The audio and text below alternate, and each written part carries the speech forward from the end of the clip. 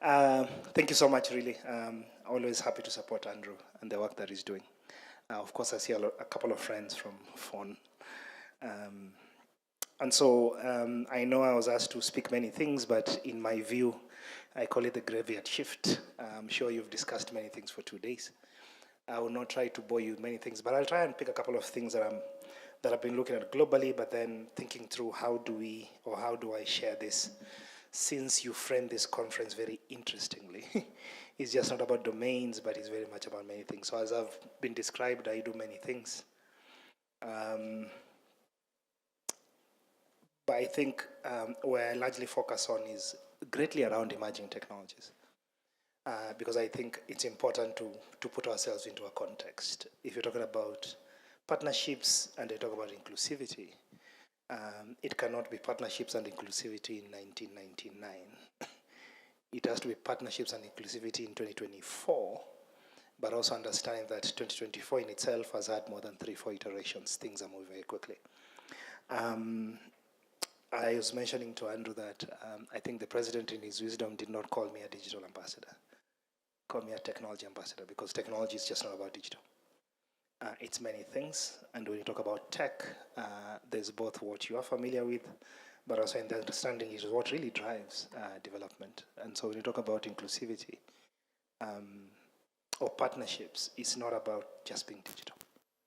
And it's just not about accessing technology. It's about what you are missing if you do not have those capabilities.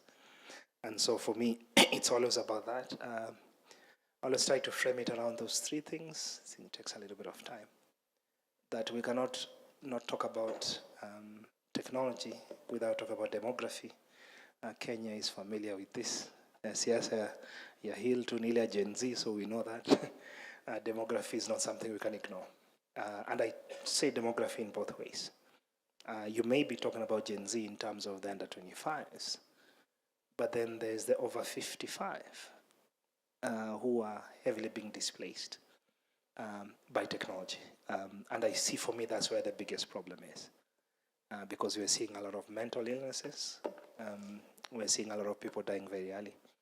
Because unlike your younger ones who can be upskilled, reskilled, that generation gets dislocated because they just can't fit anymore. So I think it's important to think about that. But also climate. I think we're not familiar with that. If you are looking at the news, this is the hottest month ever globally. Not here. This is your coldest ever. So it goes both ways. And Nairobi is hitting lows of 9s. That's not normal.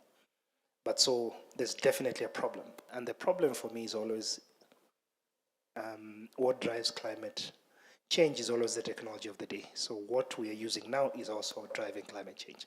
So how do we ensure that we are not harming the planet more, even as we harness technology?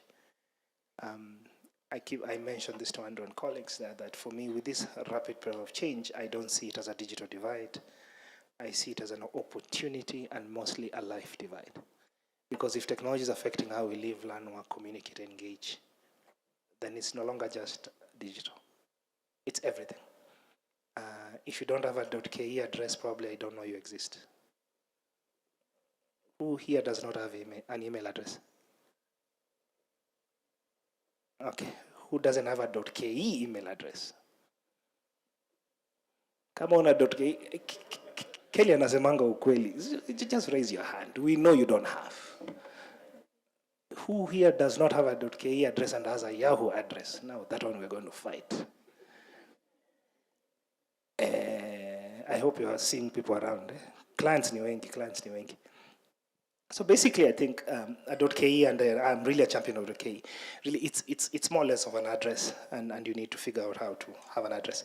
As I said, a lot of things are changing, and for me, it's really that integration, virtualization, and designation that speaks to the .ke model. This is where just the world is, and the more everything gets smarter, the more not having a web address becomes a challenge. Yes. The world is getting increasingly connected. Many people are mobile only. And so how we build for inclusivity is important. I know many of you may have the .ke addresses, but your websites are not mobile ready. They're the same. Yet the numbers are telling us something else. So I think it's going to be very important. Part of inclusivity is access. And access is how you design. And so I think it's going to be very important even as we go forward is thinking about that. I always bring that up. So for the business people in the room, and I'm seeing tables, people have taken tables from ICEA to FMC advocates, is look at the middle of that chart. When we talk about the internet, you might think about it, talk about everybody. Look at the middle and the lower middle, 32.1% in the middle, and then 26.7% in our region. So if we talk about the internet, that's all you're talking about, 26% of people. So we have what, 85 plus? Not connected. It's a problem, but it's also a business opportunity. So when I was in the room, I was told not to talk about problems, so I'm going to talk about problems. But just think about it. So sometimes before you see the data, you think, but the minute you start to see the data, you see a problem. So how do you ensure that the 80% are online? That's in terms of millions, so let me remove the percentage. So 360 million in our region are not connected online. It's a problem, but also it's a business opportunity, so your marketers need to think broadly. Part of inclusivity, I think, for me, is also the productivity. Even the 26% connected are spending a lot of time chatting on social networks, searching stuff, not necessarily productive, shopping. Auctions is a thing, or classified. So just think about it, right? So again, when I think about collaborations and inclusivity, how do you ensure that even this finite resource is definitely working for productivity? Because the other side is that even if we get the 80% connected and all of them go to chat and social networks, what does it mean? So I think for me, we need to think about this is a responsibility of this group to ensure that this model flips a bit. We start to see the middle stuff starting to go up. I think email comes 1, 2, 3, 4, 5, about 6. Email ranks 6th in terms of productivity. So I think we need to think about it a bit. I'm sure you didn't talk about this. And out of the 26%, 96% of it is for people who are able, not disabled. So part of our inclusivity must also think about persons with disability. But then for me, look at the bottom line.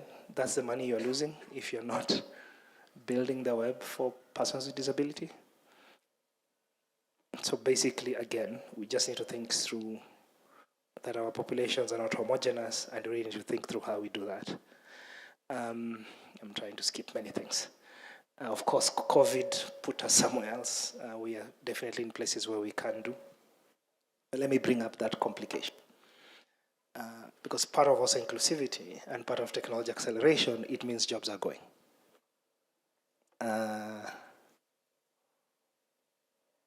How many are looking at that other side? Okay. So I start my usual test. If in your company, you have folks in the 10 fastest growing jobs, hands up. Amazon, hapana. With the exception of Amazon. 10 fastest growing jobs. You can see the screens. One hand. You can see AI and machine learning experts, business intelligence analysts, information security analysts, very clear, fintech engineers, data analysts and scientists, robotics, digital transformation specialists. Hakuna, si ndio? Mbona mmenyamaza, situkubaliane? It is okay, that's why we are here, right? Well, you asked me to talk about inclusivity and partnership, so I want to talk about inclusivity. So if you're not having those guys, then you're going to be excluded very quickly. very, very quickly, because this is by 2025. We are 2024, August. Can have 6 months. So we have to think about how we quickly start to transition and get that talent from this other side and stop working on these declining folks on this other side. Something to think about. Clearly, I'll stop presenting very quickly because I'm doing doom and gloom. The room just went quiet. But I think, and this is really driven by, again, it's those 4 factors. I'll try and be very quickly. And the world is changing very quickly. I always say this, 90% of all the data you hear, see now was created 2 years ago. Just for perspective. It means it's never too late. But it's moving very quickly because in the next 2 years, this is going to double. So every data set you see now was created 2 years ago and will change very quickly. We'll go there. And because of this, as much as we see a lot of opulence, we are seeing OpenAI, we are seeing NVIDIA's stock tripling, we are seeing a lot of things, but then on the other side is we are seeing serious inequality and a widening gap. So as much as a lot of us are relentlessly pursuing progress, we're seeing a lot of inequality amidst prosperity. And that's a problem. This map you may not be able to see, but I'll leave this. This is just a map of every tech company, including Kelly's one. Kelly's one is number 4. Their sort of annual revenue or projections, I think your valuation is about $1.8 billion. It's quite big. Kenya is about $1 trillion. Sorry, it's $1.8 trillion. Kenya's GDP is 113 billion. Perspective, right? So Kenya is comes close to number 20. Oh my God, we're not even top 30. So we have companies that are bigger than us, bigger than our economy. Amazon, I think you're 5 times, oh my God, even not more, 10 times bigger than us. So basically, again, when we talk about inequalities and partnerships, you realize why it's important to have Kelly in the room. Because then they can buy us and and put us on the side in the room. You sit here and be quiet. And they can actually acquire the country. And so I think for me, in this era of technology and innovation, we have to think through how we engage companies, but also how we collaborate, because they have more capabilities than we have. They have a global reach, but also they have capital that we can do many things. So I hope you had this culture of innovation and how we can leverage on that. But this is why I always like to put this in perspective. Of course, there's systemic issues when I talk about inclusivity. Is if you're not part of the building of it, then a lot of who you are not in it. So I hope that a lot of us here will be builders and just not users. Again, part of partnerships is collaboration and co-creation. And that's why you design systems that work for everybody. I'm trying to go very quickly so that I do that. And to my government colleagues, you'll be shocked, I always say this. Everything I talked about is what citizens are talking about. Governments are listening to them in 20th century technology and providing what? 19th century responses. So part of the collaboration and engagement needs also to understand that how we need to transition very quickly to where citizens are. And if we cannot do it by themselves, that's why partnerships are. How do we talk to people who are in the 21st century, even as we skill and upskill ourselves, so that we can be able to talk to citizens and give solutions that are more responsive. As I said, for us, when we talk about inclusivity, we have different personas, people are not the same, that we have to figure out how do you speak to a farmer, how do you get to an urban dweller, how do you talk to an elderly citizen, how do you talk about this young person who was on the street last week, how do you engage a tech entrepreneur, but also how do you talk to the person in the diaspora?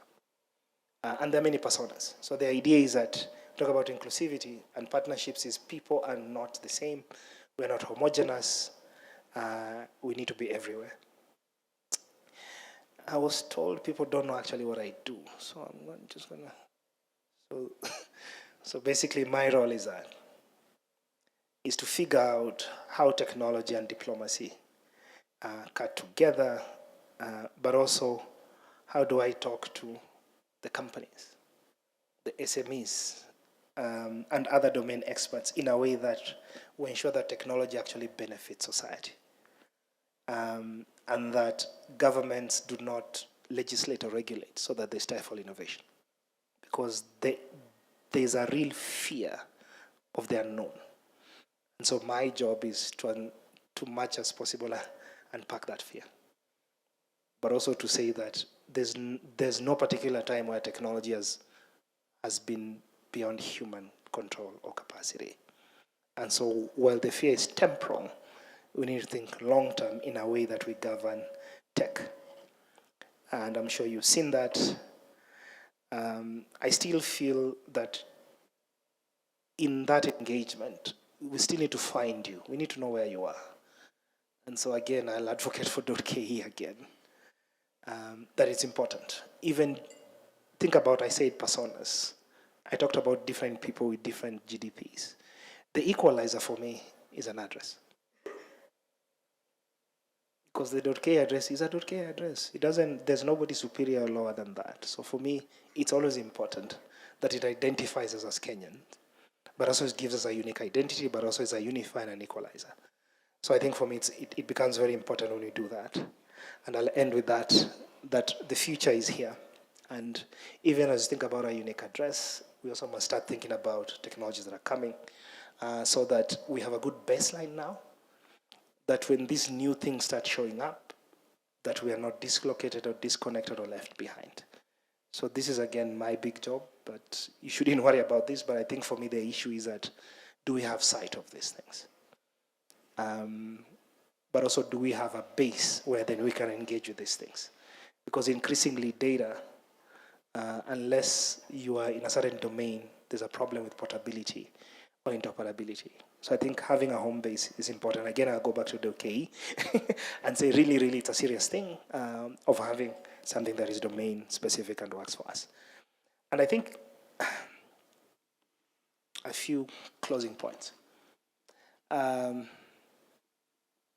One is that Kenya, I think in most cases, is fortunate because we have a working democratic framework that enables collaboration. We have an interestingly seamless way of engaging across arms of government, whether it's parliament, whether it's executive, whether it's counties. And so there's an opportunity to ensure that our collaborations are just not about lip service. It's very much around delivering real value for citizens. And I think that has to be really at the core of what we do. And citizens, we can draw them the personas, including the SMEs. I think the third part is that we have a very good window, because as technology is changing, and I'm sure you keep on hearing of the different versions of artificial intelligence, I think it's still early enough for us to get our collaboration so that we can start to see how this technology is just not, as Kelly says it, the fad for today. We were in metaverse a year ago, but it's things that actually are delivering value. And when I see SMEs in the room, I see we need to step up a bit. Because when I talk about artificial intelligence, in my view, from where I sit, globally, it's vanity.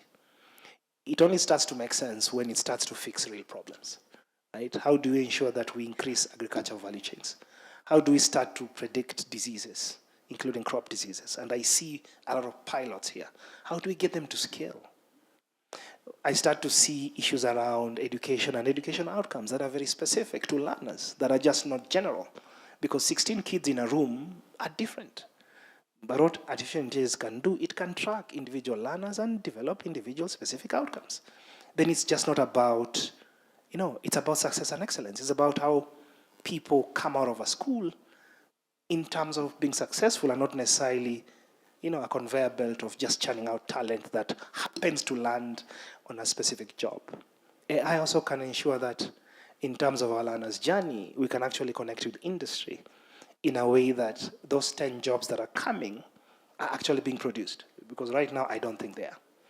Because we can't just see that journey, and we're not understanding how industry is changing. And so for me, those are the big ones that, again, when we talk about inclusivity and partnerships, it has to be holistic. We have to break silos. At some point tomorrow, I hope this table will be mixed. I'll see some of your advocates and Kenneth sitting together. Do you work together? Those two tables. Do you work together? No. I think I've made my point. That partnerships and collaborations really have to start here. Thank you so much.